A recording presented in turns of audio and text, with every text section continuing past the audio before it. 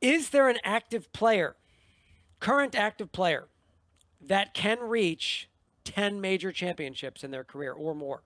And I gave 4 options. Brooks Koepka, obviously. Rory McIlroy.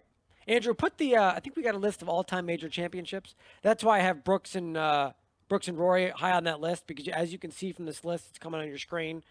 Brooks is at 5, Rory's at 4. No one else in this field is there. So I have a write-in category. If people want to, like I've already seen some people write in with Scotty Scheffler, write in with Wyndham Clark. And then I have a 4th category that is no chance in hell. There's just no one is going to hit that number. And right now, Brooks is at 47%, Matt. There's a lot of faith in Brooks in majors right now. And 37% are saying no chance in hell. So right now, the majority is like, listen, Brooks has got a chance to do it. But outside Brooks, there's just no one that can do this. So what's and Rory Brooks at? is still relatively young. Rory is at 0%. There's no faith in Rory right now. In fairness, Matt, when was the last time he won? I think it was 10 years ago now. It was over now, but yes. Okay. 18% of people are writing in. I got some Wyndham Clarks in there. A lot of people are saying Scotty Scheffler's got a shot. And then 36% are just saying, listen, there's no chance. Andrew, why don't you put that list back up of all-time major championships? I mean, obviously you got guys like Jordan Spieth who, it's weird, right? Everyone goes on these runs, the 2, 3, 4 year run where they sort of seem to collect a few majors, and then for whatever reason, they just fall off. They just can't maintain. I think it's another reason Here's the thing. Dominance is so special. Here's a question I have for everybody. Look on the column underneath where you have Jack Nicklaus at 18 at the top of it, and at the bottom of that column you have Phil Mickelson with 6. Right? Obviously, if Brooks Koepka wins this week, he's going to match those with 6: Lee Trevino, Nick Faldo, Phil Mickelson. But consider just for a second Phil Mickelson, who already is the oldest man to have ever won a major championship. 1. Phil Mickelson, who finished tied for 2nd last year at this event. 2. Then consider the fact that Phil Mickelson is a 3-time winner at Augusta National. Let me just give you a glimpse of his record at Augusta. As mentioned, Phil Mickelson won 3 times. 2nd place finishes, he's had 2. 3rd place finishes, he's had 5. Top 5 finishes then collectively, he's done it 12 times. Top 5. Top 10 finishes, Phil Mickelson has done it 16 times. Top 25 finishes, just to see his comfort around the place, 21. And in 30 events, he's made the cut 27 times. Amongst the distinctions of what he holds with Augusta, most consecutive cuts made with 30 from 1999 to 2007. Longest streak of top 10s with 5 from 2004 through the next 4 after that. So all I'm saying is this. Now, I wouldn't, if you put a gun to my head and said, so are you saying that Phil Mickelson can get to 10 major championships? No, I don't really feel that's the thing, but I'm just posing this question. If Phil, he came close last year, right? Tied for 2nd. I realized he was 4 strokes back when it was all said and done, but he still was in the 2nd place position along with Brooks behind Jon Rahm.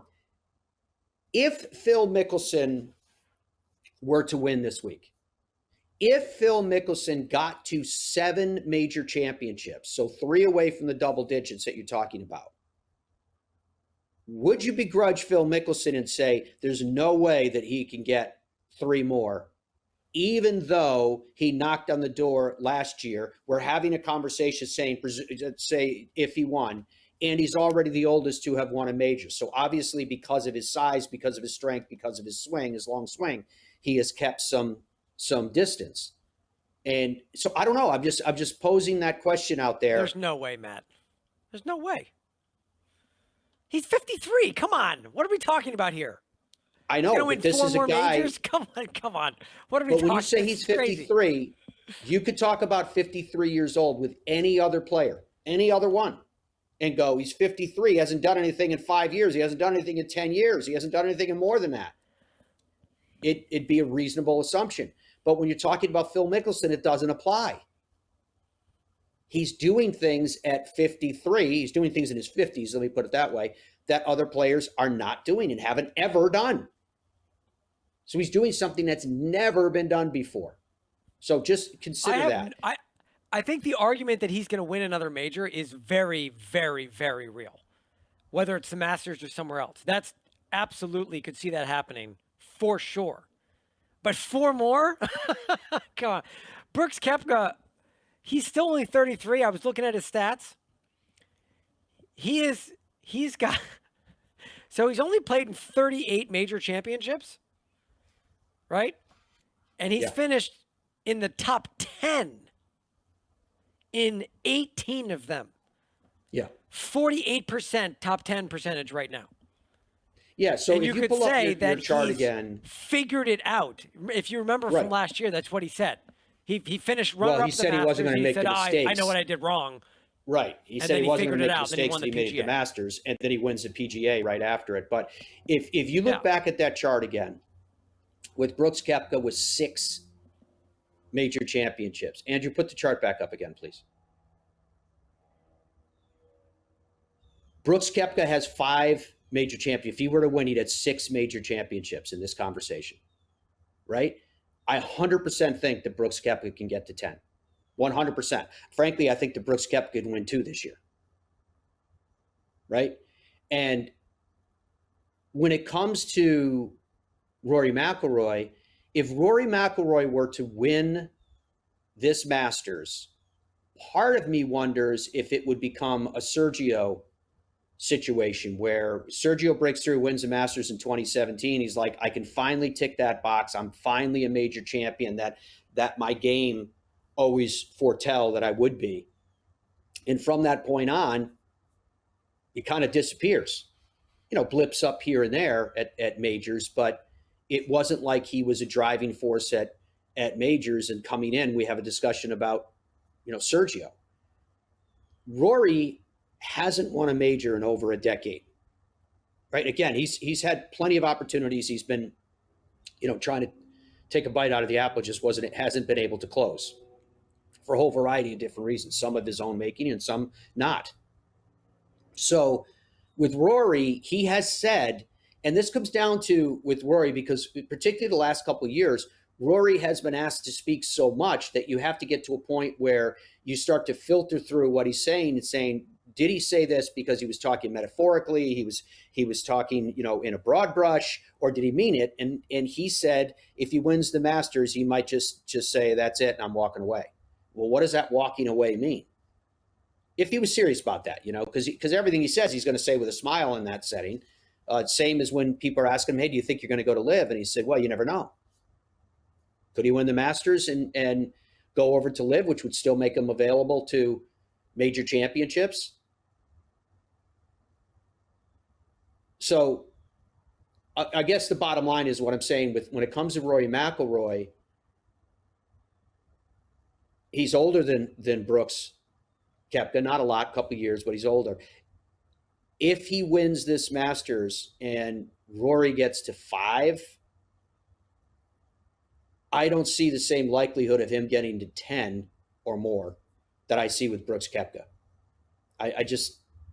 It seems weird to say because we're talking about Rory McIlroy, and it seems like we're supposed to almost by default present Rory McIlroy as the player that's most likely to fill in the blank here because he's Rory. Almost as if people forget that right now Brooks has more majors than Rory. And the fact that Rory hasn't won a major in over 10 years. I have mad respect for Rory McIlroy, don't get me wrong. Just something hasn't been working. Here we have Brooks Koepka that said, no, I know what I did wrong at the Masters. Media says, could you share that with us? No. But it won't happen again.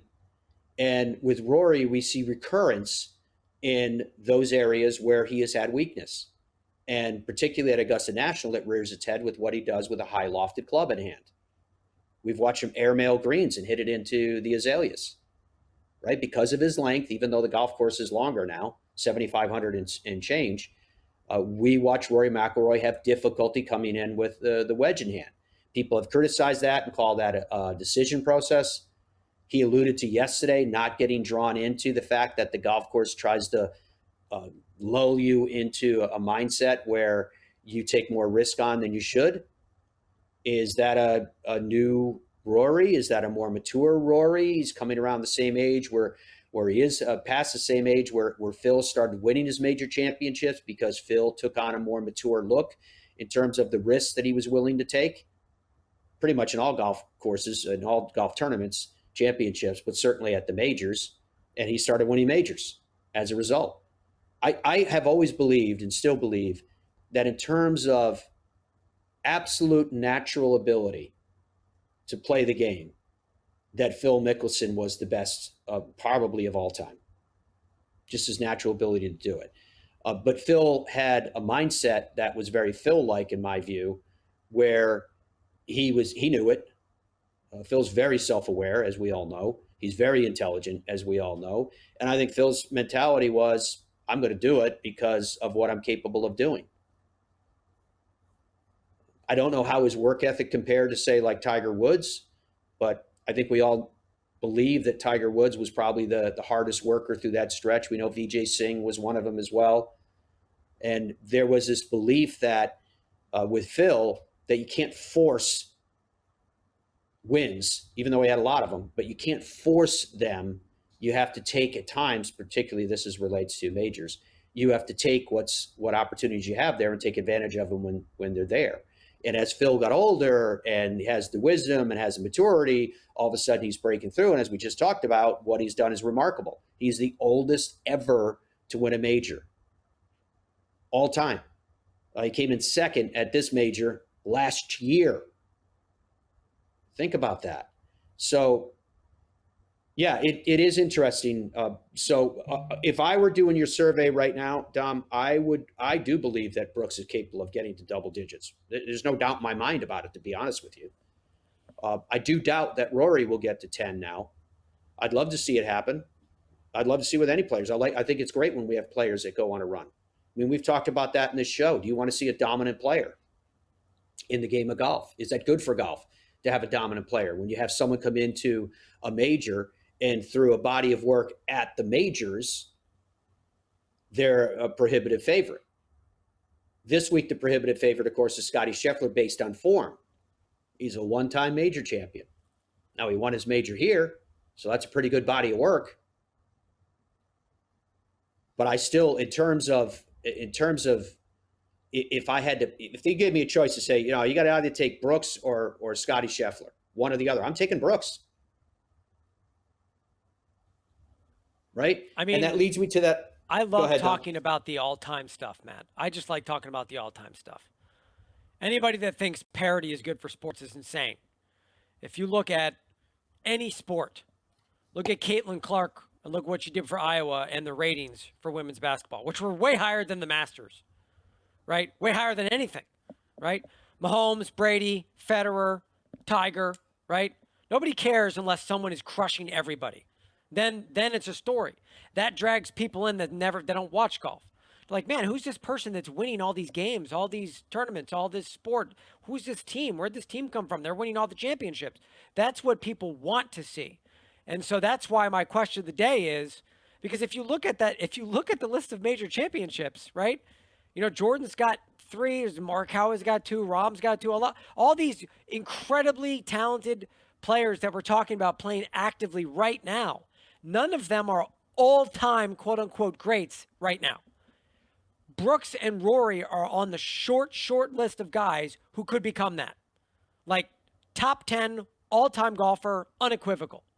There's not really anyone else there right now. Well, and no, so I wouldn't say that. I mean, Rory, that's interesting and entertaining. I think you're buying into the whole thing too. Rory only has 4 major championships, but Jordan Spieth has 3. Jordan Spieth is coming into this Masters ranked 6th in putting. That's the lowest he's had since he won his Masters. So I think that all of a sudden, if Jordan were to win this week, all of a sudden he's got 4. And he's got 4 years younger than Rory McIlroy. So I can't take him out of the conversation either. So there are others. It's not just Brooks and Rory, with all due respect, Dom. There are others that can thrust themselves into that conversation. We're just talking about it this morning, and we're talking about in the context of those two, because those are two big names that we have been in discussions with. When you talk about Scotty Scheffler, who has been on a run, if Scotty Scheffler does what he has been doing and he blasts through this field, which I still feel is unlikely, then all of a sudden Scotty Scheffler has two at 27 years old, right? 5 years plus younger than Brooks Koepka. Is he capable of continuing on that run and going to? Yes, of course he is. So it's not as cut and dry as you're laying it out there. All we're looking at is the guys that are closest to it right now in Brooks and Rory, and talking about likelihood. And I agree that I think Brooks is very likely to do it. I just see it in the makeup of who he is and his mentality. And he's a strong guy, and he's mentally stronger than that. Which, by the way, what's your voting at right now? Let's see. It's now 50%. John Rahm's Rory. another one that I think is capable. I wonder if your ramblings are affecting the voting. Like someone's just sitting there like la la la. Matt's talking. They're like, you know what? I'm voting for Brooks. So 50% Brooks. Rory McIlroy's at 6%. Not a lot of faith in Rory. 14% are saying write-in, which they did. Again, a lot of those write-ins for the most part were Wyndham Clark, Scotty Scheffler. A couple people wrote in John Rahm. And then 29% are saying there's just nobody that's going to do it. It's just not going to happen. So okay, well, I don't know. I mean, I love Jordan Spieth as much as the next guy, Matt, but I don't know how you can take people that have 3 majors and put them into the conversation that we're having. I mean, because you're Rory, having a conversation about him not being. I don't know if he's in the conversation. Yeah, but you're having a conversation about Rory. He's got 4. The divide is only 1. And Jordan Spieth's very capable of winning Augusta National because of all the reasons that you said, not the least of which is because he's done it already.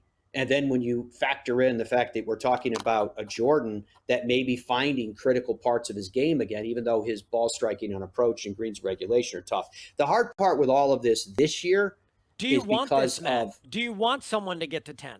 Oh, that yeah. What you want? Yeah, for me, would you like to see definitely. Brooks win 2 majors every year and just dominate? Do you want that?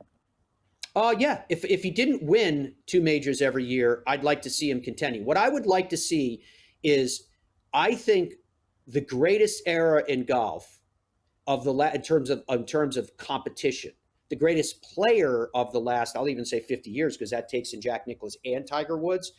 I actually think if you look at Tiger Woods against the spectrum of history, because of the depth of fields that he competed against, that a very strong argument can be made that Tiger Woods is the greatest player of all time. However, when you look at a time period, what I call when the Giants roam, from 1962 to 1986, when Jack Nicklaus won 18 major championships and factored in the top 3 in majors 56 times. Let that sink in for a second. What's amazing about that is, unlike Tiger, which spoke to both Tiger's dominance and the players at the top of leaderboards week in and week out during his era of prowess, height of his prowess, with Jack Nicklaus, you had multiple players. Again, I go back to the chart that Andrew and you have put together. Let's put that back up again to illustrate what I'm talking about. Here's Jack Nicklaus with 18 major championships, playing during his era. 9 major championships with Gary Player. He was right in the heart and soul of it. Ben Hogan was still competing through the late 1960s after Jack Nicklaus was, by that time, a multiple-time major champion. And you can't just wave your hand and go, oh, Ben Hogan, what did it matter? He was broken and he was old. No, he was still in contention for major championships through that time. Tom Watson, who took Jack Nicklaus down in multiple major championships, was playing during that era. Keep on going down that list. Arnold Palmer. Jack Nicklaus won his first major in 1962 against Arnold Palmer at Oakmont, and it took a playoff. Lee Trevino, 4 of his 6 came at the hands of taking down Jack Nicklaus one-on-one. Nick Faldo started winning majors at the very end of Jack Nicklaus's career. As you continue down that list, Seve Ballesteros, very much in the mix, including the 1986 Masters that Nicklaus famously won. So what I'm saying is that in Raymond Floyd, you can see there with 4 again in the mix. If you look at how many multiple time major champions that are all members now of the World Golf Hall of Fame that competed at one time or another directly against the likes of Jack Nicklaus, it speaks to the greatness of Jack Nicklaus. And maybe you think this is mincing words, but the greatest major champion of all time, it to me is unequivocally Jack Nicklaus. So that's how close those two are in terms of the arguments over a couple of pints and discussing the whole thing. So it's amazing, and I do think who you competed against. I called it a bar fight. I mean, you talk about Tom Weiskopf, Johnny Miller, Ben Crenshaw. Later on, you could have the likes of even a Lanny Watkins who won one major championship, et cetera. You have so many players, Pates, I could go on and on and on, all right in the heart of the eras of Jack Nicklaus. And I say eras with plural because it went from 60s, 70s into the 80s. Then at 58 years old, he's still factoring in major championships with high finishes. It is absolutely incredible, which lends us all kind of back to that conversation we're having about Phil Mickelson, to which I say, why not?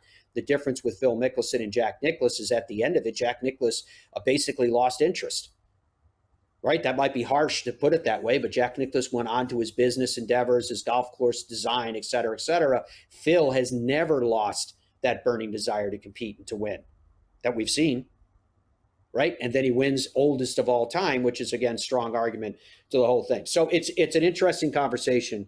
There is no doubt about that.